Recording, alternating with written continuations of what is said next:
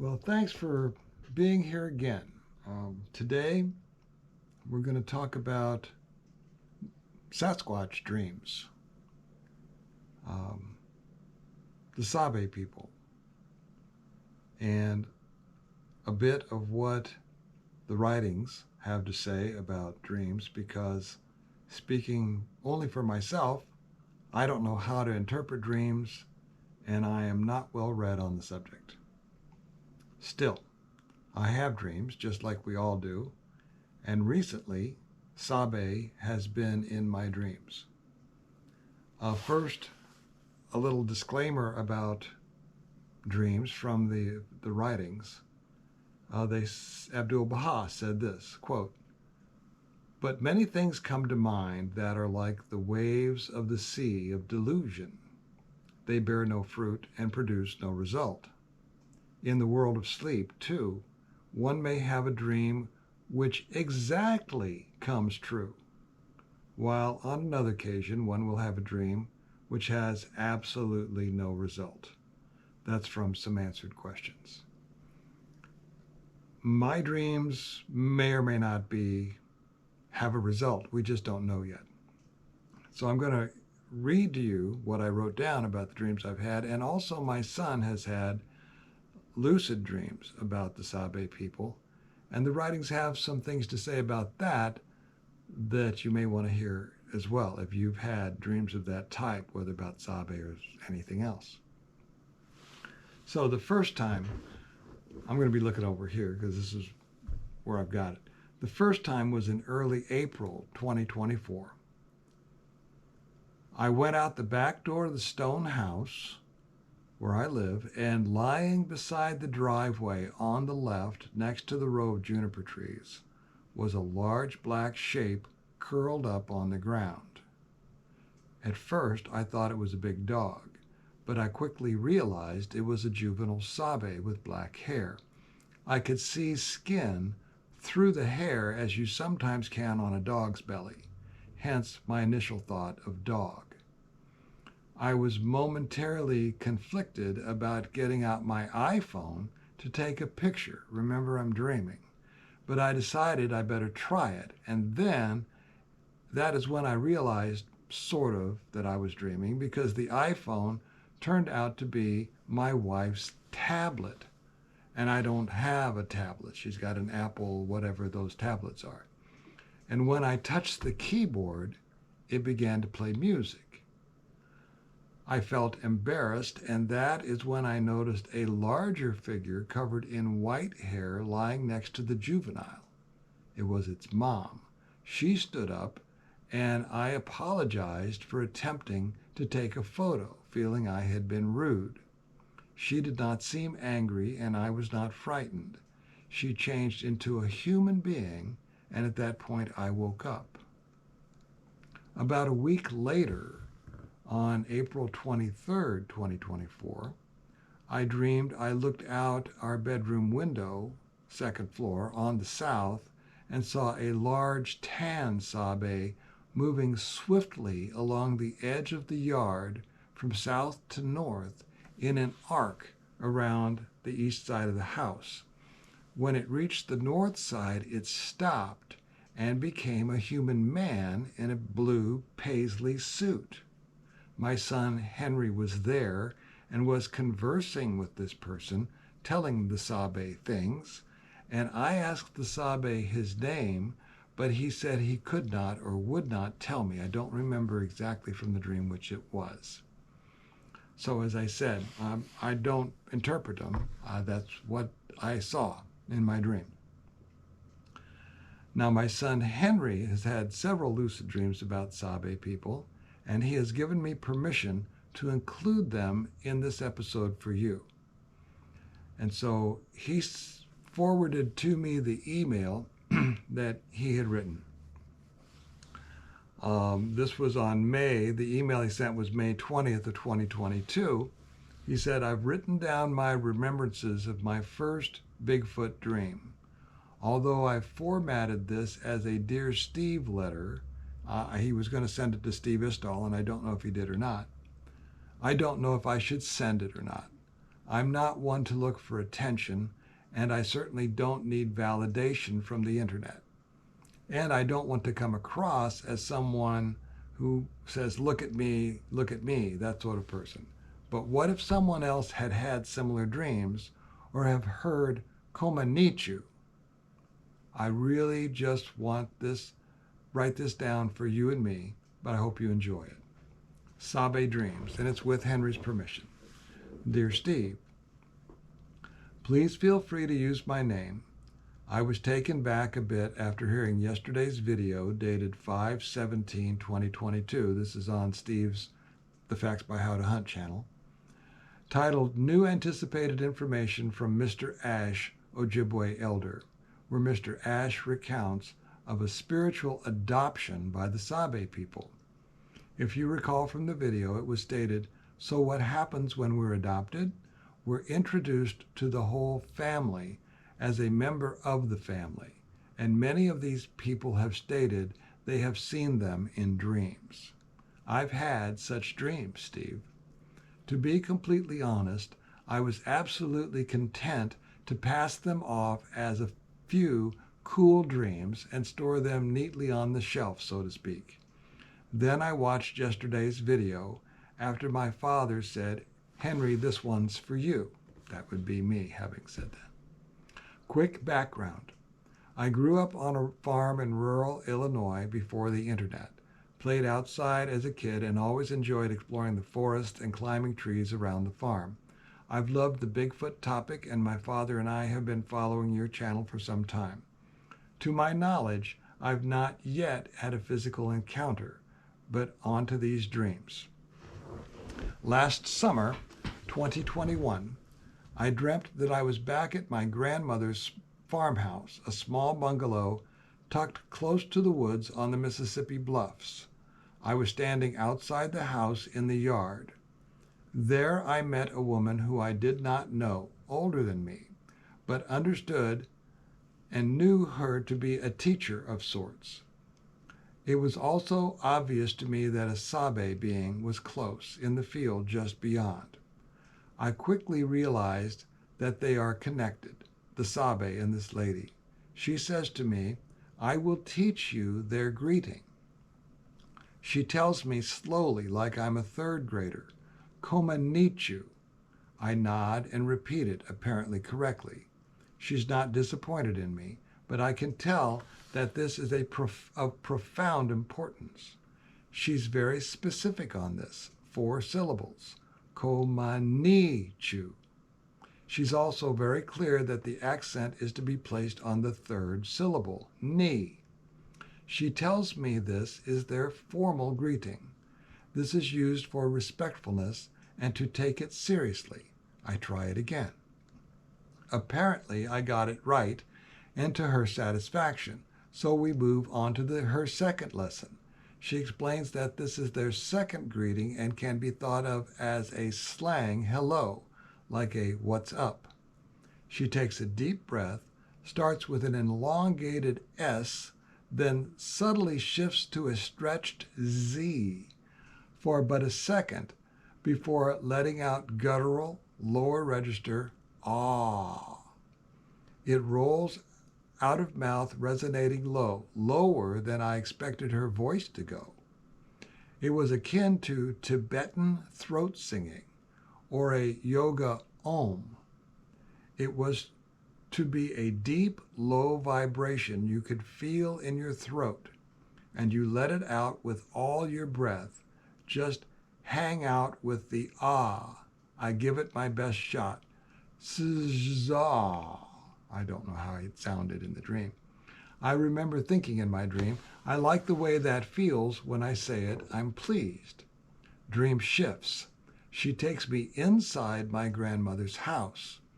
I know this place well. Same smell that I remember as a kid, same hard concrete floor covered with a thin carpet from the 70s. We're standing in the utility room, but now there's 3 of us, teacher on my right and Sabe on my left, standing close, an arm's length away. The feeling of standing next to him is difficult to articulate. It was like a rare meeting with the school principal, but for good grades. I get feelings of authority and compassion from him. He doesn't say anything. He's just standing there immense, like a sentinel. I'm extremely excited, but not surprised. I feel at ease and calm, but I also am keenly aware that this is a big moment. I know what I'm supposed to do. I recite the respectful greeting aloud as best I could, enunciating as I was taught moments before, Komanichu. I have a warm sense of acceptance come over me. In my dream, I thought I must have said it well enough. Apparently, we three were not alone. The next thing I know, the small room begins to literally fill with Sabe. One by one, they manifest themselves visible, as they were already standing there unseen, cloaked, watching, and waiting. Beyond the ones I see appearing in view, I feel that the house is filled with these individuals. I remember seeing white-haired ones. They appear behind each other, looking at me over the shoulder of the one in front of them, heads moving to get a better view. I remember seeing one fill the staircase that led to rooms above.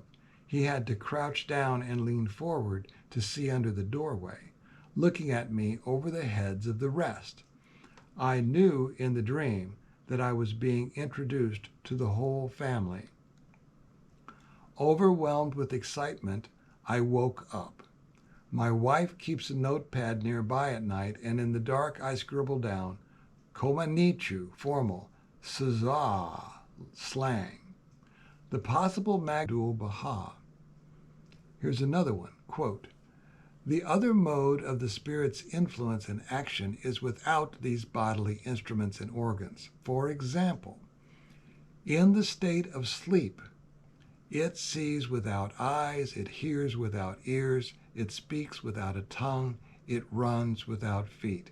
In brief, all these powers are exerted without the mediation of instruments and organs. How often it happens that the spirit has a dream in the realm of sleep whose purport comes to be exactly materialized 2 years hence. Likewise, how often it happens that in the world of dreams, the spirit solves a problem that it could not solve in the realm of wakefulness. Awake, the eye sees only a short distance, but in the realm of dreams, one who is in the east may see the west. Awake, he sees only the present. In sleep, he beholds the future. Awake, the fastest means of he travels at most 70 miles in an hour. In sleep, he traverses east and west in the blink of an eye.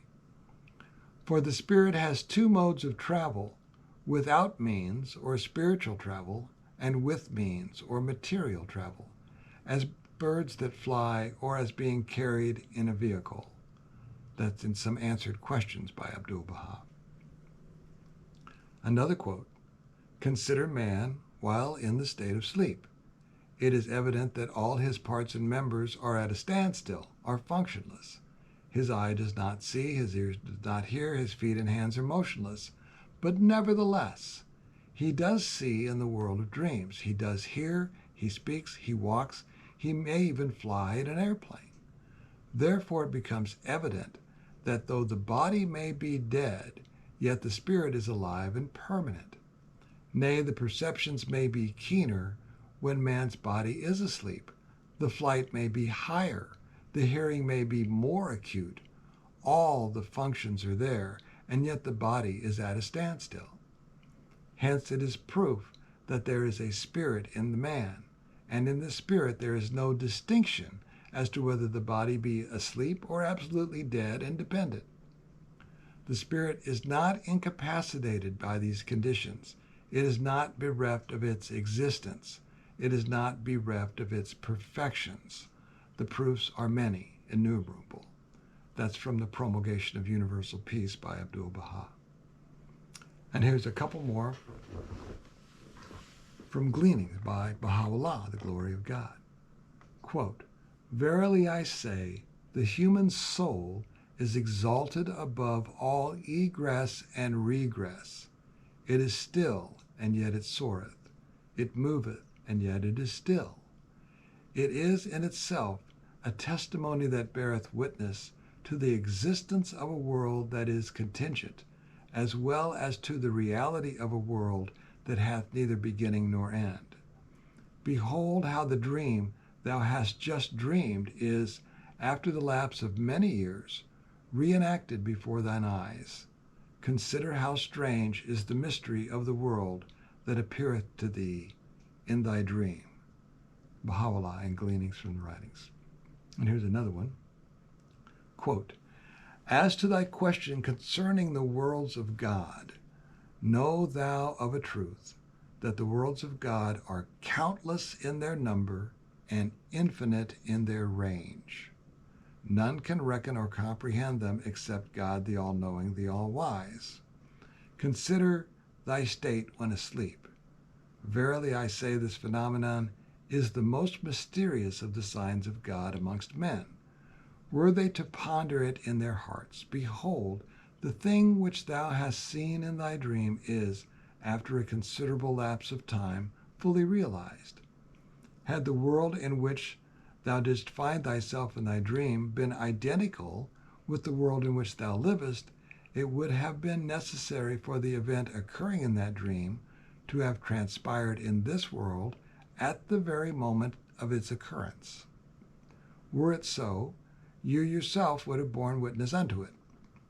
This being not the case, however, it must necessarily follow that the world in which thou livest is different and apart from that which thou hast experienced in thy dream. This latter world hath neither beginning nor end. It would be true if thou wert to contend that this same world is, as decreed by the all-glorious and almighty God, within thy proper self, and is wrapped up within thee. It would be equally true to maintain that thy spirit, having transcended the limitations of sleep, and having stripped itself of all earthly attachment, hath, by the act of God, been made to traverse a realm which lieth hidden in the innermost reality of this world. Verily I say, the creation of God embraceth worlds besides this world, and creatures apart from these creatures. In each of these worlds he hath ordained things which none can search except himself, the all-searching, the all-wise. And that's Baha'u'llah's writings and Gleanings from the Writings of Baha'u'llah. That's the end of those quotes.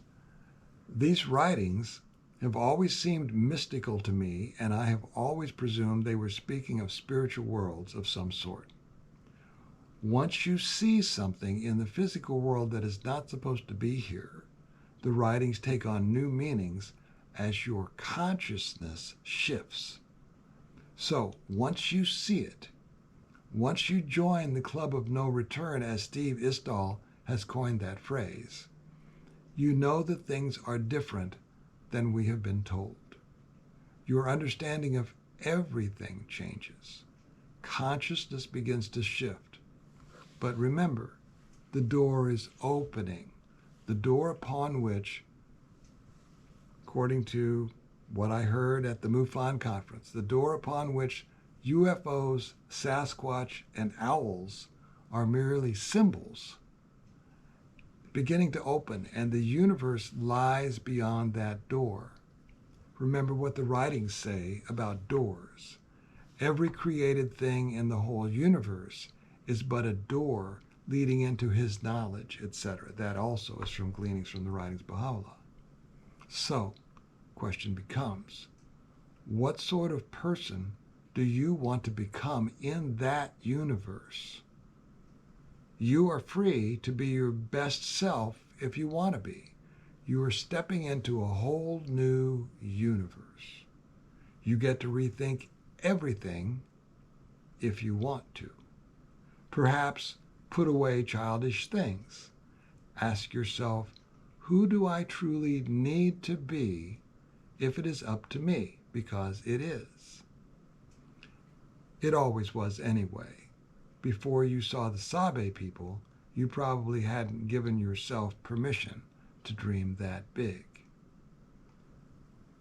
And that is the slippery slope that all of ufology is on.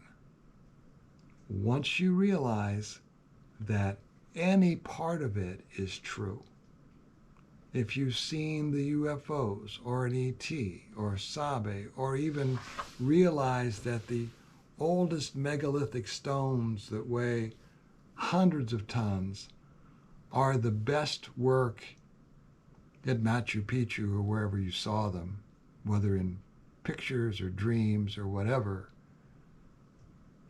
you're joining the club of no return. It's really hard to go back to the box that they've told us about. So, I think that's it for now. Thanks for being here. Likewise, nothing on my channel is like time sensitive, so feel free to go to the channel, poke around, and see what's on there. And if you see anything that looks interesting to you, don't be afraid to take a look. And then take from it what you will or leave it, as Steve Istall says. Entirely up to you.